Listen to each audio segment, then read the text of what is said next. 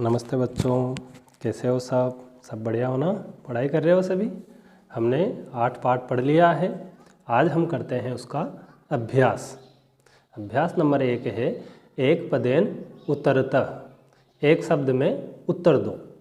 क है कस्य राज्य से भागेषु गजधरः शब्दः प्रयुज्यते। किस राज्य के भागों में गजधर शब्द का प्रयोग होता है? तो उत्तर होगा राजस्थान से, राजस्थान के। ख है गज परिमाणम कह धारयति। जो गज का नाप है उसको कौन धारण करता है? तो उत्तर होगा गजधरः, गजधर। ग है कार्य समाप्तो वेतनानि अतिरिच्य गजधरेभ्यः किम प्रदीयते स्म। कार्य समाप्ति पर वेतन के अलावा गजधरों को क्या दिया जाता था? तो उत्तर होगा सम्मानम, सम्मान। घ है के शिल्पी रूपेण न समादृताः भवन्ति। कौन शिल्पी के रूप में, कारीगर के रूप में सम्मान प्राप्त नहीं करते हैं? तो उत्तर है गजधरा, गजधर। गजधरों को आज कारीगर के रूप में हम उतना सम्मान नहीं देते हैं। प्रश्न नंबर 2 है अधोलिखितानां प्रश्नानां उत्तराणि लिखत। निम्नलिखित प्रश्नों के उत्तर लिखिए। तो ऐसे प्रश्नों के उत्तर हमें पूरे एक वाक्य में देने होते हैं। क है तड़ागाः कुत्र निर्मीयन्ते स्म। तालाब कहाँ बनाए जाते थे? तो इसका उत्तर होगा तड़ागाः अशेषे ही देशे निर्मीयन्ते स्म। तालाब संपूर्ण देश में बनाए जाते थे। ख है गजधराः कस्मिन् रूपे परिचिताः। गजधर किस रूप में परिचित हैं? तो इसका उत्तर होगा गजधराः ये समाजस्य गांभीर्यं मापयेत् इति अस्मिन् रूपे परिचिताः। गजधर जो समाज की गहराई को नापते हों, इस रूप में उनको जाना जाता था।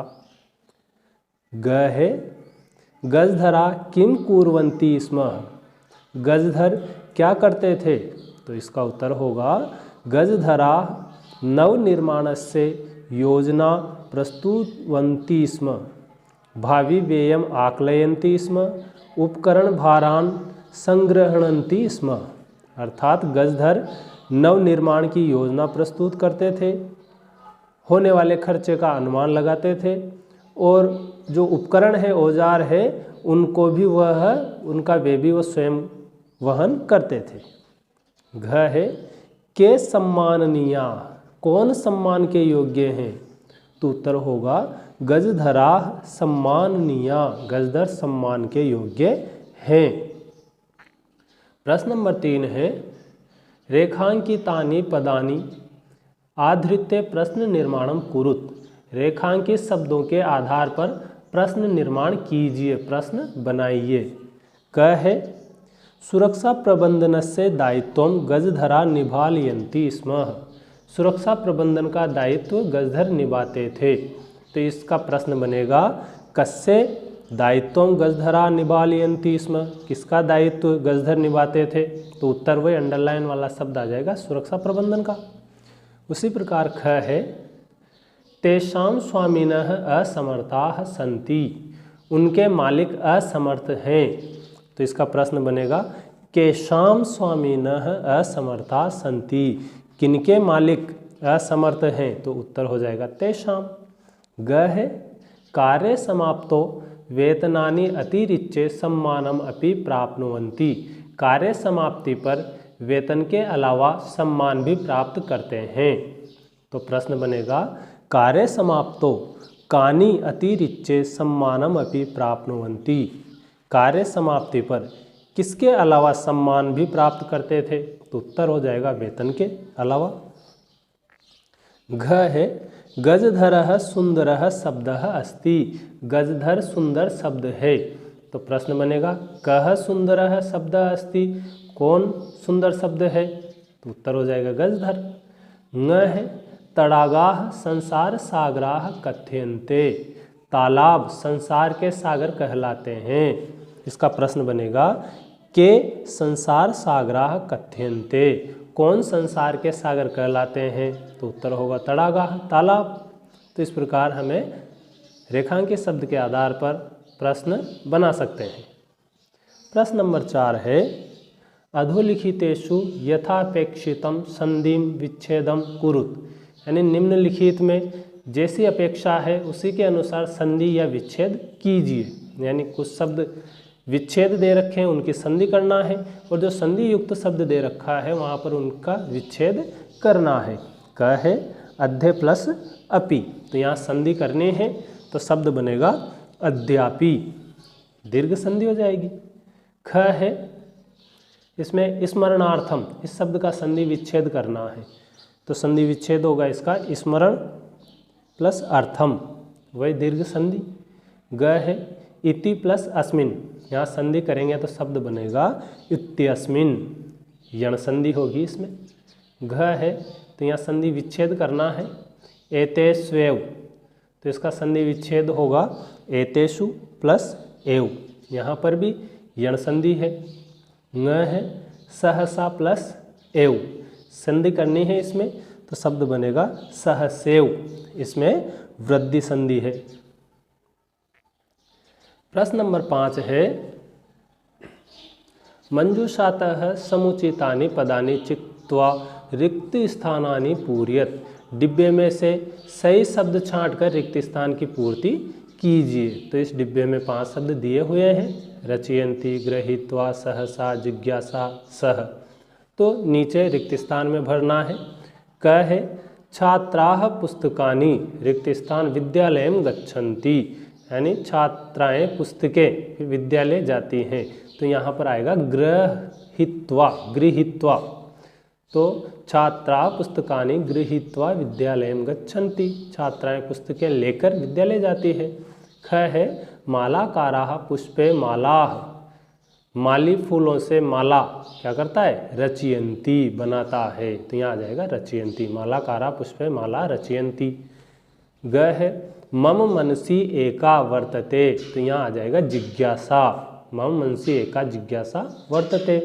घ है रमेशः मित्रे, रिक्त स्थान विद्यालयं गच्छति, तो यहाँ आ जाएगा सह, रमेशः मित्रे सह विद्यालयं गच्छति। ङ है बालिका तत्र अहसत, तो यहाँ आ जाएगा सहसा, सहसा बालिका तत्र अहसत।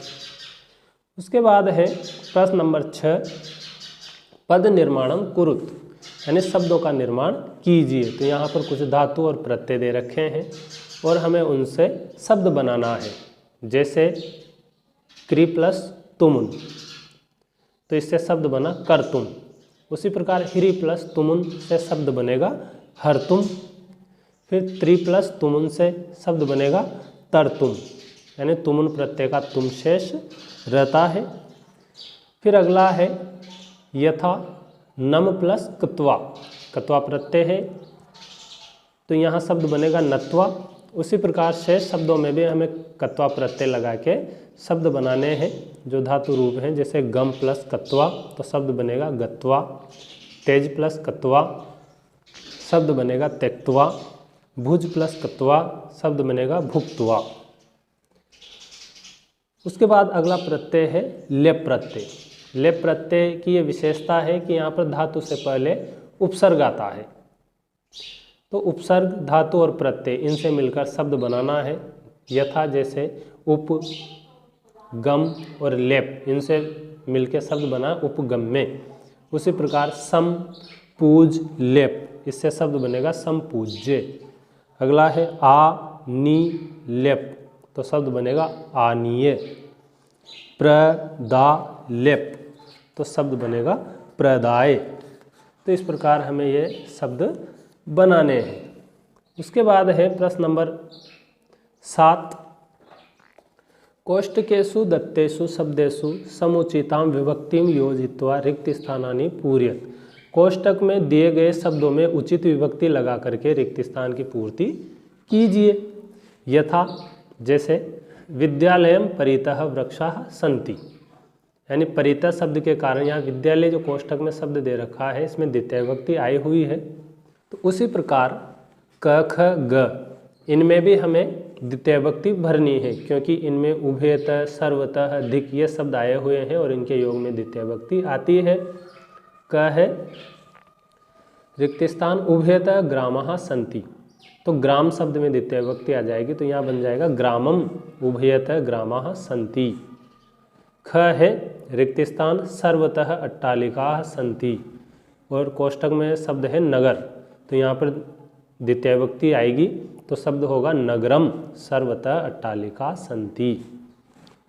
ग है धिक और रिक्त स्थान फिर है का पुरुष, तो यहाँ पर द्वितीय विभक्ति आ जाएगी और शब्द बन जाएगा का पुरुषम, तो वाक्य होगा धिक का पुरुषम, क्योंकि परितः उभयतः सर्वतः धिक इन शब्दों के योग में द्वितीय विभक्ति आती है। फिर अगला एक उदाहरण दे रखा है, इसमें तृतीय विभक्ति के उदाहरण है ये। यथा मृगा मृगेह सह धावंती, तो यहाँ पर मृग शब्द में मृगेह तृतीय विभक्ति बहुवचन लगी हुई है।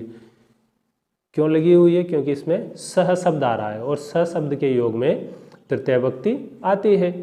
क है बालका रिक्त स्थान सह पठंती, साथ में पढ़ते हैं, फिर शब्द है बालिका, तो यहाँ पर तृतीय विभक्ति आ जाएगी बहुवचन का शब्द बालिका भी है, और वाक्य बन जाएगा बालका बालिका भी स पठंती।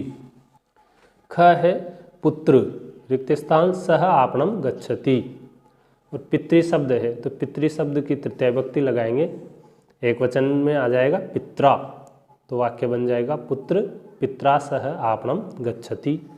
ग है शिशु रिक्त स्थान सह क्रीडति, पीछे शब्द है मातृ, तो इसमें तृतीय विभक्ति में शब्द बनेगा मात्रा, और इस प्रकार वाक्य हो जाएगा शिशु मात्रा सह क्रीडति। तो इस प्रकार ये हमारा अभ्यास कार्य यहाँ पर समाप्त हो जाता है, और आशा है कि आप सभी को ये अच्छे से समझ में आ गया होगा।